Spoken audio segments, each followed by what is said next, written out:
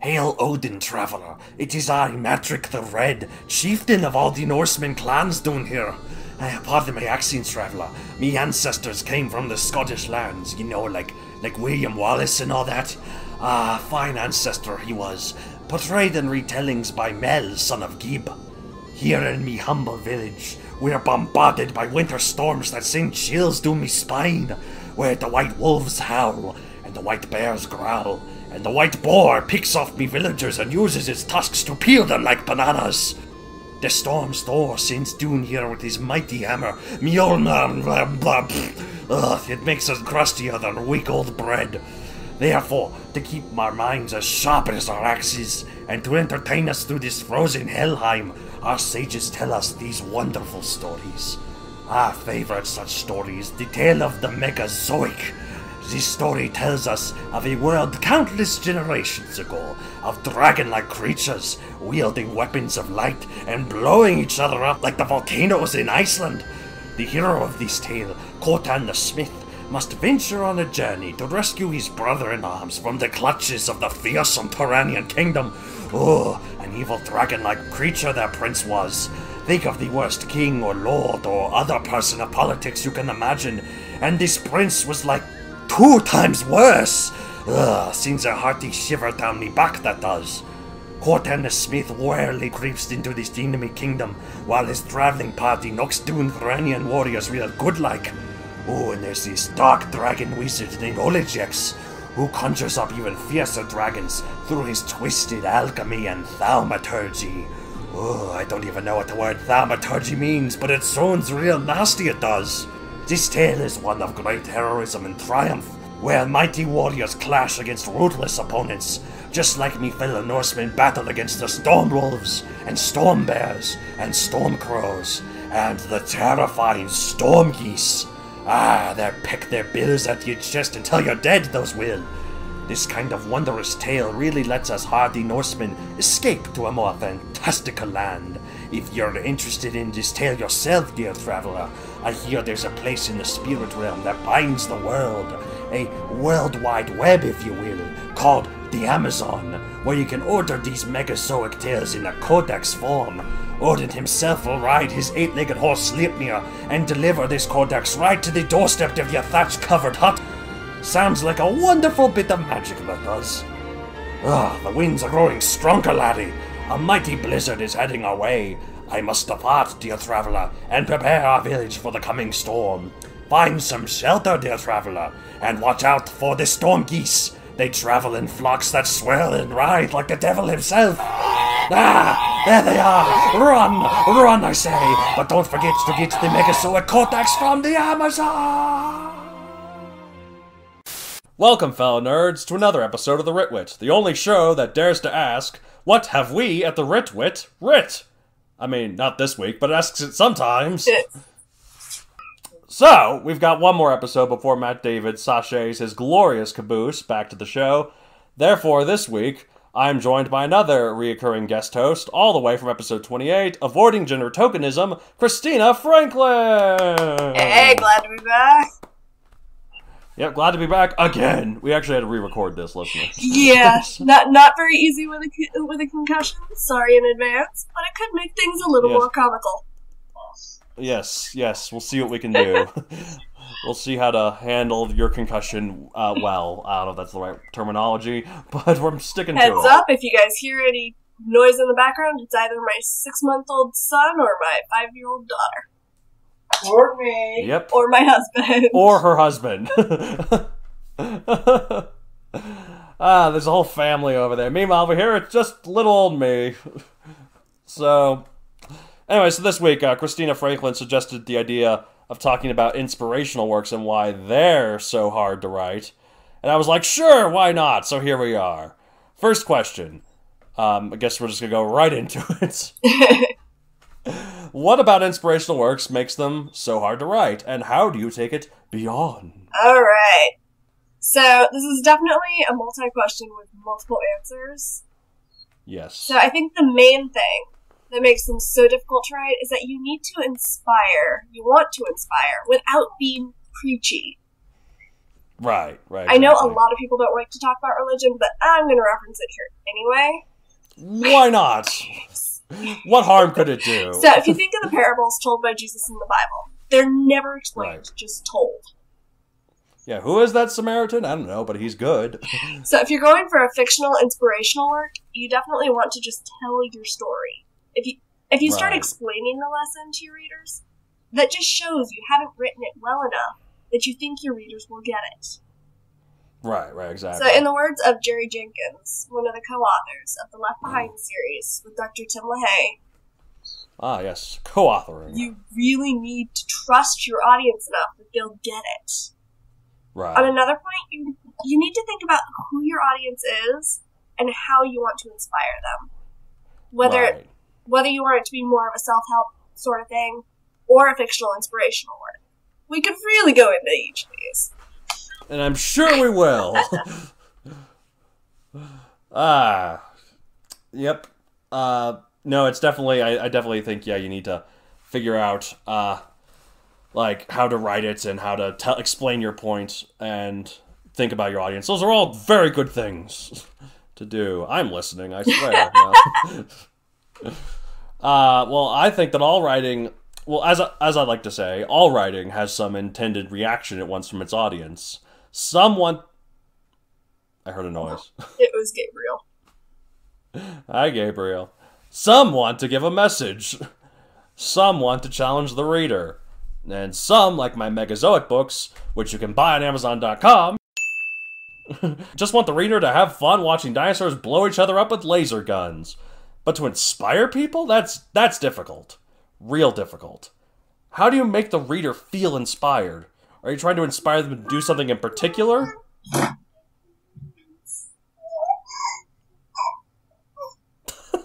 Edit points. Okay.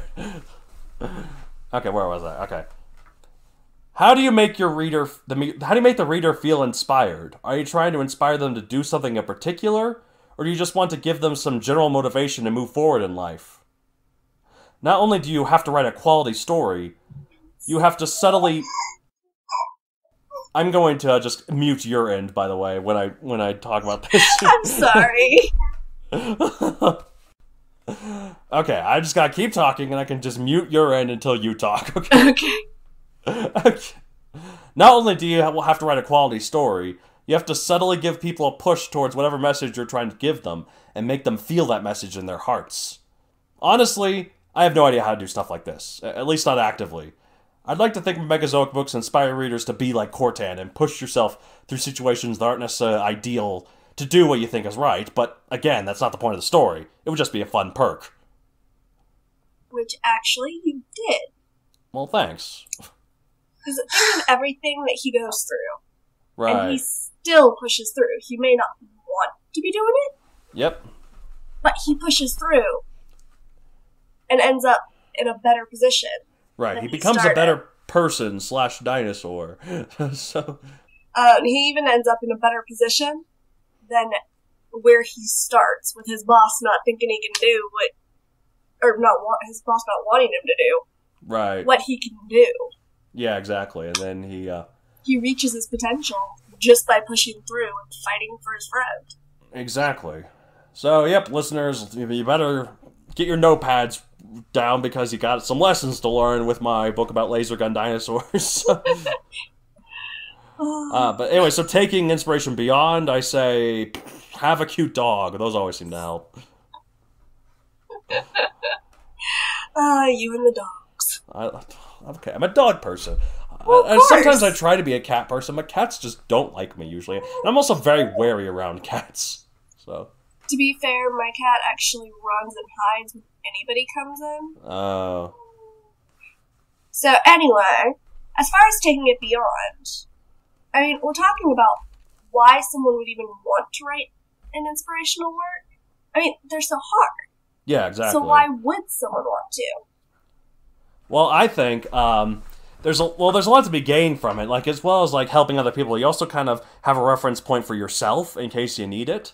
Like, if you want to write these because you feel like that someone in need needs these, so needs to be inspired by stuff like this.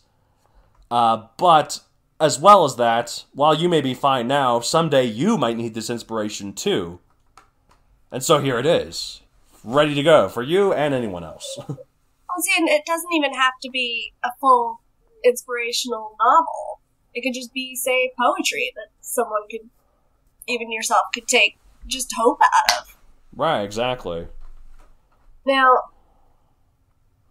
I know that the inspirational bit wasn't your intention with the Megazoic books. Right.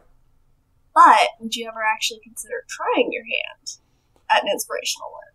Maybe someday. Probably not now, because there's a lot of stories that I think are cool that I want to tell first.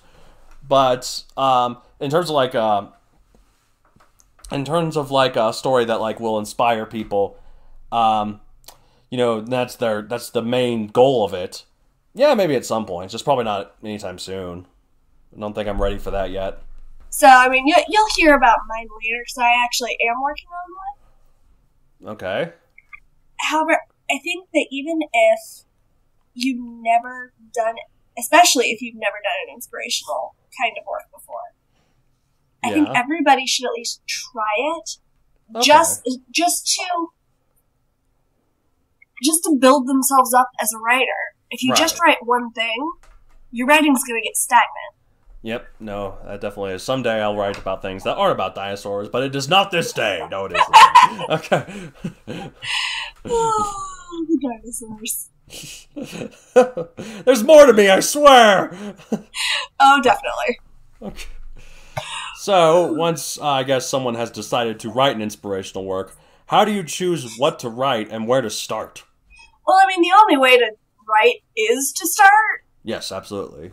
But with an inspirational work, I really think the start comes well before the first keystroke or that first dot on the paper from a pen or pencil or crayon or quill or what have you. Yeah. So you really have to look at yourself and ask why you want to write it and where your passion is. Right. Yes, you should write the story you want to read, like you with your Megazoic books. Right, right. But your reason for writing an inspirational work should not be about you. Yeah. If it is, your work will sound very inauthentic and tacky. Makes sense.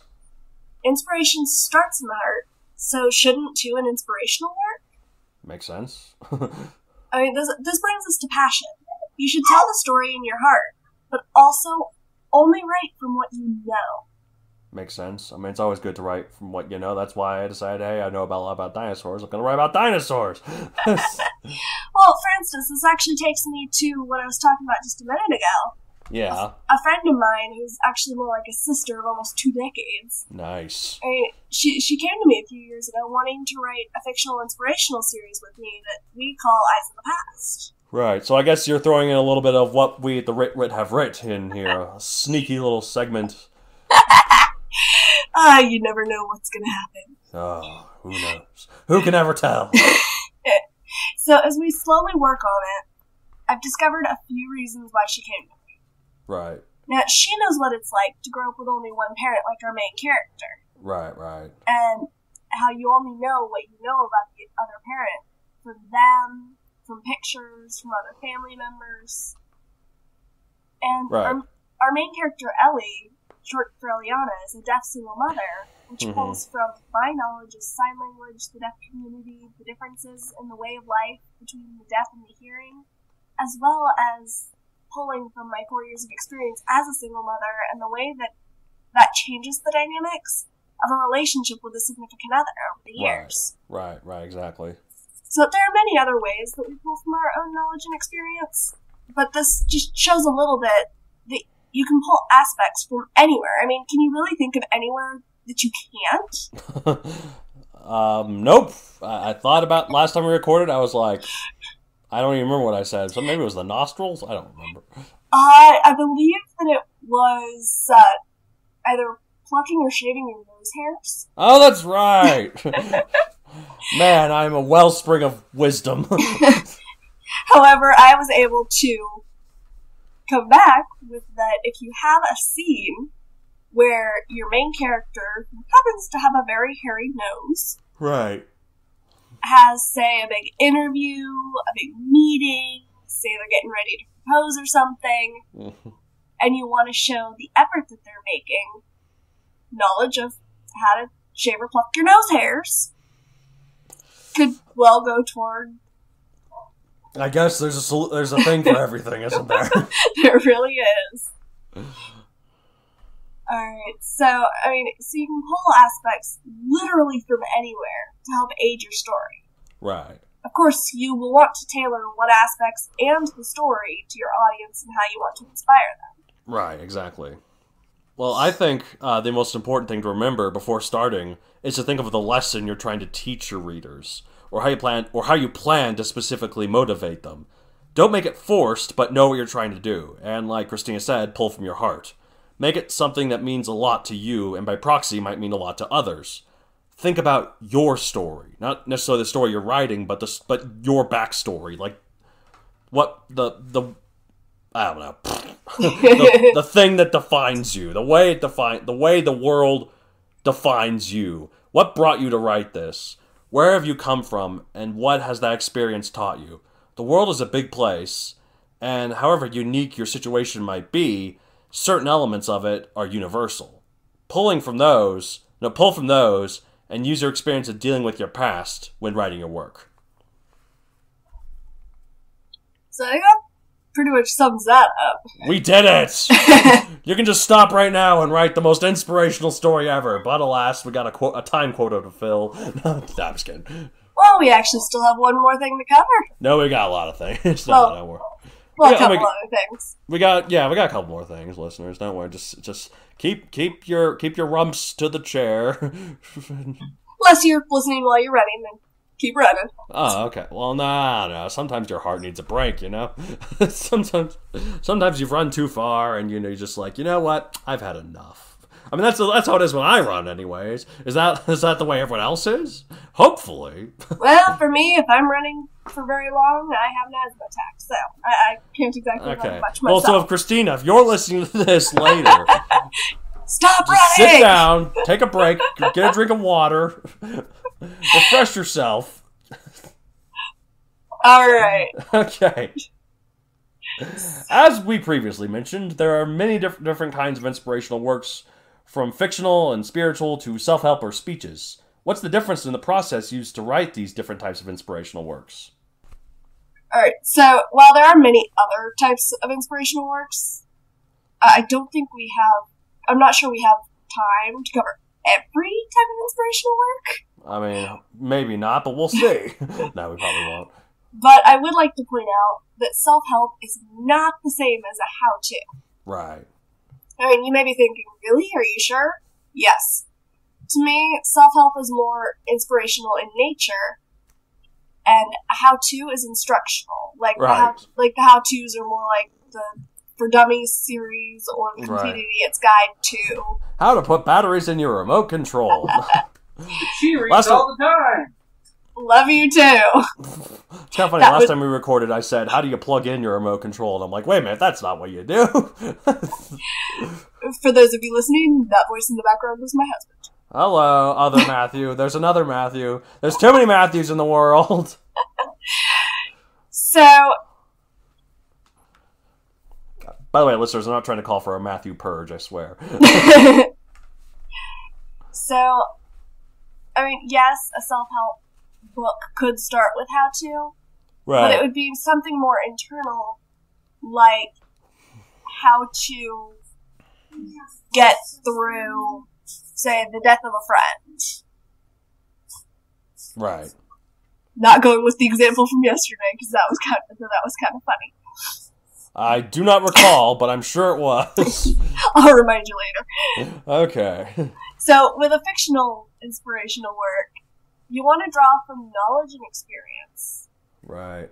For a spiritual-based inspirational work, whether they be fictional or not, they need to portray the values and morals placed forth in whatever your spiritual base is, be it Christianity, Hinduism, Buddhism, atheism, what have you. Scientology. Flying spaghetti monsterism. I mean, you just need to make sure that you have the basis of whatever that spiritual base is riddled all throughout. If you stray from that, then your spiritual base is so rocky it's not going to carry. Right, exactly. So for these two types, you really need to assume that your audience gets it. Right. Otherwise, you cross that line into preachy. Right. We don't want that. However, this is a very fine line, because for speeches and self-help, you kind of need to assume that your audience knows nothing. Makes sense to me. It's like those for dummies things. In that way. But that's how to, not self-help.